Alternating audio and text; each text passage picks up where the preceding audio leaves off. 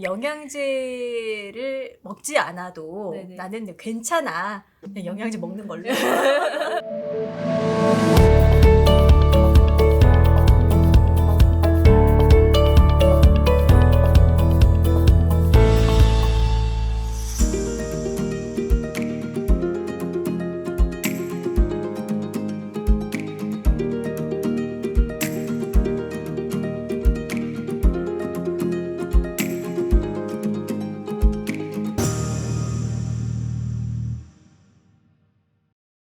전문 강사들의 영상 플랫폼 온토리TV 민수경입니다. 안녕하세요. 안녕하세요. 진심약사로 활동 중인 심현진 약사입니다. 오늘은 사심 가득 컨텐츠예요. 제가 고민이 궁금한 있으시다고. 거. 만성피로. 쉬어도 피곤하다. 저만 그런 건 아닌 것 같고요. 그러니까 만성피로에 시달리시는 분들이 굉장히 많은데 이렇게 쉬어도 이 피곤한 게 안 풀리는 거예요. 원래라면은 이제 쉬면은 피곤이 풀려야 되는 게 맞습니다. 근데 이제 쉬어도 안 풀리는 이유는 바로 코르티솔이라는 호르몬 때문인데요. 네. 원래는 이 코르티솔이 이제 분비되면은 스트레스에 대항할 수 있는 힘을 줍니다. 네. 또 원래 피곤이 풀려야 되는 게 정상인데 옛날에 우리가 선사시대라든지 아니면 동물들은 이 코티솔이 나오면 보통은 맹수한테 쫓기는 그 상황이에요. 맹수한테 쫓겼을 때 이 코티솔이 분비가 돼서 네. 뭔가 행동을 하고 그 스트레스 상황이 없어졌었어요. 뭐 예를 들면 도망간다던가. 맞아요. 아니면 뭐 자기가 싸워서 이긴다든지. 어. 그러면 우리 사람들은 옛날에는 그렇게 하면 그 상황이 해결이 되는 거예요. 그쵸. 그럼 코티솔 농도가 이렇게 다시 정상으로 돌아가가지고 문제가 안 생겨야 되는데 현대사회에 우리가 왜 스트레스 받으세요? 회사, 네, 그쵸. 일, 사람. 대인관계 뭐 이런 것들은 사실 우리가 도망가려고 해도 도망갈 수가 없는 상황이에요. 그쵸. 회사 매일 출근해야 되고. 네, 맞아요. 사람 매일 만나야 되고. 하루에도 카톡 몇백 통씩 오고. 맞아요. 그렇기 때문에 이게 코르티솔을 부신해서 쥐어 짜다가 이게 해결이 안 되니까 나중엔 코르티솔이라는 게 부족해지는 겁니다. 그렇기 때문에 이 호르몬이 계속 나오게 되고 그러면 우리 몸에서 계속 쥐어 짜는 거죠, 어떻게 보면. 근데도 해결이 안 되니까 이게 어떻게 보면 만성 피로가 발생하는 거예요. 이 코르티솔을 쥐어짜도 이제 해결이 안 되는 그런 상황이라면 이 만성피로 어떻게 해야 돼요? 일단 가장 좋은 건 스트레스 상황에서 벗어나는 거예요. 스트레스를 가장 먼저 관리를 하고 또 두 번째로 또 우리가 생각해 볼 수 있는 거는 적절하게 운동을 하면 좀 도움이 될 수가 있습니다. 운동을 조금 강하게 한다든지 네. 아니면은 우리가 영양 성분을 조금 챙겨볼 수도 있어요. 예를 들어서 단백질 같은 걸 적절하게 먹고 또 식이섬유 같은 거, 채소 이런 것들을 많이 먹어주면은 보충이 되고 또 거기에 덧붙여서 우리가 영양제도 생각해 볼 수가 있죠. 스트레스를 받지 않는 상황 아니면 스트레스를 좀 관리하라라고 하셨는데 개인적으로는 어떻게 하세요?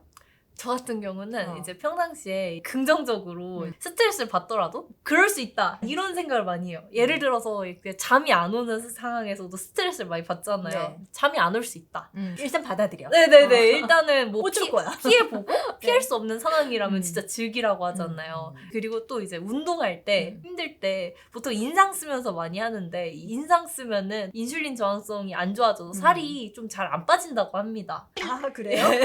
스트레스를 받는 상황에는 이제 힘들더라도 약간 억지 웃음이라도 이렇게 지으면은 이게 도움이 된다고 해요. 집에서 잇몸 일으키기 하면서 웃으면서. 맞아요.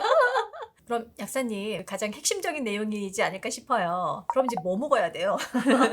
이 부신 피로가 되게 원인도 다양해서 네. 다양한 측면이 있겠지만 가장 먼저 생각해 볼 수 있는 게 바로 활성산소입니다. 우리가 에너지를 잘 만들면은 사실 피곤하지가 않은데 에너지를 만드는 능력이 많이 떨어질 수가 있어요. 에너지를 만드는 곳이 바로 미토콘드리아라는 곳인데 활성산소라는 걸 만들어요. 네. 이 활성산소라는 게 단어로는 좀 좋아 보이지만 나쁜 애예요. 얘가 우리 몸을 좀 녹슬게 만들고 노화. 네, 노화의 원인이에요. 그렇기 때문에 이 활성산소를 제대로 제거를 해주는 게 굉장히 중요한데 네. 그거를 또 우리 몸이 하고 있습니다.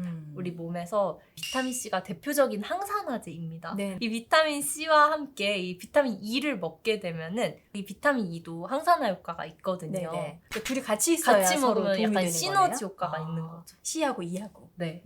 또 이제 우리가 스트레스가 원인이잖아요. 네네. 이 스트레스에는 또 비타민 B가 도움이 됩니다. 비타민 B. 스트레스를 좀 줄여줄 수가 있고 네. 그다음에 또 마그네슘이라는 게 음. 있는데 이 마그네슘이 우리 몸에 천연 이완제로 작용을 해가지고 음. 연예인들 같은 경우는 해외에서 앱솜솔트라고 이제 입욕제로 마그네슘을 많이 풀어서 한대요. 그래서 저도 하고 있거든요. 아, 입욕제로? 네네, 입욕제로 이제 풀면은 이게 네. 몸이 이완을 조금 한다고 하죠. 이렇게 먹지 않아도 그냥. 네네, 그것도 효과가 있고 먹는 음. 것도 도움이 되는데 그 음. 입욕제도 효과가 있다고 해요. 음. 우리가 근데 이런 네. 영양제를 먹게 되면은 이 영양제가 작용을 잘해야 되잖아요. 그쵸. 장에서 이 영양제를 잘 돌리거든요. 음. 그렇기 때문에 또 유산균도 챙겨야 돼요. 아, 프로바이오틱스. 지금 한 4-5가지 나온 것 같아요. 이거 어떻게 다 챙겨 먹어요? 그 보면은 이 약국에서 구매하실 수 있는 그런 일반 영양제 같은 거에도 같이 들어가 있는 것들이 있어요. 말씀하신 성분들이 다 들어가 네네, 있는. 마그네슘도 같이 있고 음. B도 있고 음. E도 있고 이런 것들을 찾아볼 수가 있거든요. 음. 그거와 함께 유산균 정도 챙겨주시면은 좋지 않을까 음. 싶습니다. 그 영양제 안에 그런 성분이 들어있는지 한번 좀 살펴보시는 것도 도움이 되겠네요. 네, 맞아요. 지금 먹고 있는 종합 영양제 뭐 뒤로 이렇게 돌려서 성분을 보면은 아마 비타민 B, C, E 이게 다 같이 들어있는 것들이 있을 텐데 아, 그런 이유에서였구나라고 생각하시면 될 것 같습니다. 아, 좋습니다.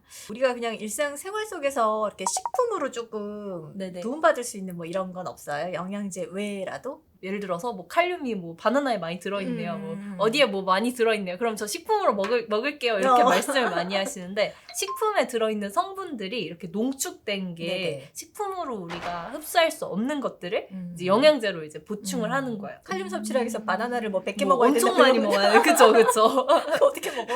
먹을 수가 없으니까 음. 우리가 식단으로 일단은 보충을 균형 잡힌 식사를 하고 거기서 부족한 거를 영양제로 보충을 하자 이렇게 이해를 하시면 될 것 같습니다. 아, 제가 이제 이 질문 드린 이유가 영양제를 먹지 않아도 네네. 나는 괜찮아. 그거 말고 나는 음식으로도 충분히 가능해. 이렇게 맹신하는 분들도 있고 해서 뭐가 옳은지 좀 그게 궁금했었어요. 아, 음식으로 보충은 할 수 있겠지만은 사실 토양이 약간 많이 황폐화되고 네.